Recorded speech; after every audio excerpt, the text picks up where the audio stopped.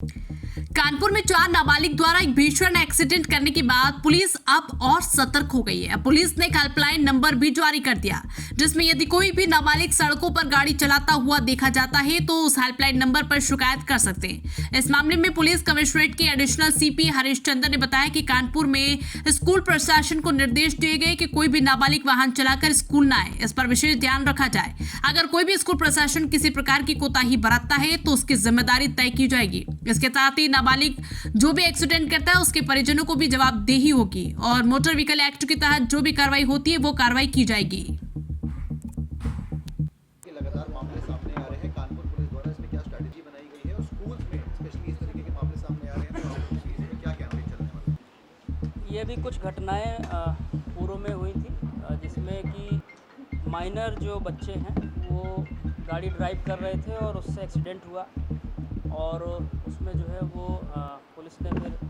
एक कार्य योजना बनाई है कार्रवाइयाँ करने को लेकर के और एजुकेट करने को लेकर के। उसी क्रम में कल से जो है वो जितने भी स्कूल्स हैं सभी स्कूल्स को डायरेक्ट भी किया गया है, उनके साथ बैठक भी की गई है और एक एजुकेटिव एनवायरनमेंट बनाने का प्रयास किया जा रहा है, जिसमें स्कूल को ये बताया गया है कि आप डिस्करेज करें कि आपके यहाँ जो बच्चे जो माइनर हैं जो स्कूटी से आते हैं जो गाड़ियों से आते हैं वो ना आए और यदि वो आते हैं तो आप उसको जो है वो उन पे जो कार्रवाई हो सकती है वो करें और यदि उसके बाद भी जो है वो स्कूल इसको डिस्करेज नहीं करते और ऐसी चीज़ें होती है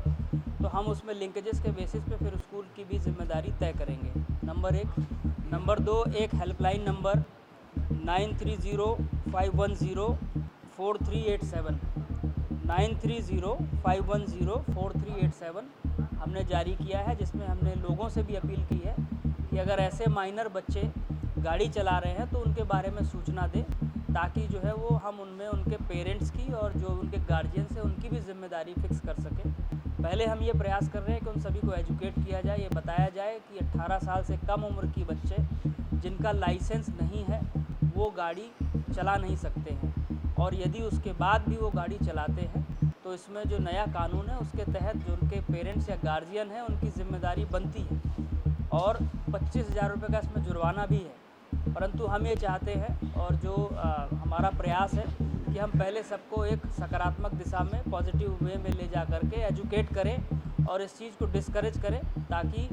जो माहौल है वो सकारात्मक बने। पर यदि उसके बाद भी जो है वो एक लिमिटेड टाइम तक ये अभियान हम चलाएंगे एजुकेटिव होने का और तब भी नहीं होगा तो फिर इसमें जो पेनल्टी एक्शन है वो लिया जाएगा।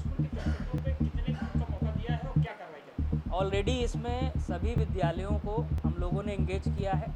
कल भी हमारे यहाँ 25 स्कूलों के यहाँ जो है वो बैठकें हुई हैं, उनको बताया गया है, बच्चों से बातें हुई हैं और उसमें भी 2 विद्यालयों को जो है नोटिस जारी किया गया है। तो ऐसा उम्मीद कर रहे हैं कि एक सप्ताह से 10 दिन का हम लोग ये अभियान चलाएंगे, जिसमें सभी को जो है वो सुधारात्मक और एजुकेटिव बिहेवियर को जो है वो आगे बढ़ाने के लिए कहा जाएगा। उसके बाद भी यदि नहीं सुधरते और नहीं मानते हैं तो फिर जो लीगल पेनल्टी एक्शंस हमें दिए गए हैं हम उसका अनुपालन करवाएंगे। वो देखा जाएगा, जो भी उसमें जिम्मेदार होगा प्रबंधन तंत्र का या प्रिंसिपल का, जो भी उसका मैनेजमेंट या एडमिनिस्ट्रेटिव जो होगा उस पर कार्रवाई भी नियमानुसार की जाएगी। चूँकि आप सभी जान रहे होंगे कि ऐसी कुछ घटनाएं हुई हैं, बॉम्बे की भी एक घटना हुई थी जिसको लेकर के सोशल मीडिया में काफ़ी चर्चा रही और हमारे यहाँ भी 2 घटनाएं ऐसी हुई जिसमें एक नाबालिग बच्चे के द्वारा गाड़ी चलाई गई और वो गाड़ी की स्पीड इतनी ज़्यादा थी कि उसमें एक शिक्षिका की दुखद मृत्यु हुई और इससे पूर्व में भी एक घटना ऐसी हुई थी। तो उसको लेकर के जो है एक ये अभियान चलाने की ज़रूरत है। हमें ऐसा लगा कि हम लोगों के बीच जाएं, उनके विद्यालयों के बीच जाएं, उनके पेरेंट्स के बीच जाएं और उनको ये बताएं कि वो जो ये काम कर रहे हैं ये गलत है, इसमें सुधार की ज़रूरत है और सुधार अगर नहीं होगा तो जो संबंधित है फिर उसके खिलाफ जो कानूनी कार्रवाई बनती है वो की जाएगी। Thank you. खबरें तो देश से बहुत आती है, लेकिन कुछ खबरें दिन भर की सुर्खियां बन जाती हैं। दिन की हर सुर्खी का निकलेगा निचोड़, हर खबर को पेश करेंगे बिना तोड़ मरोड़।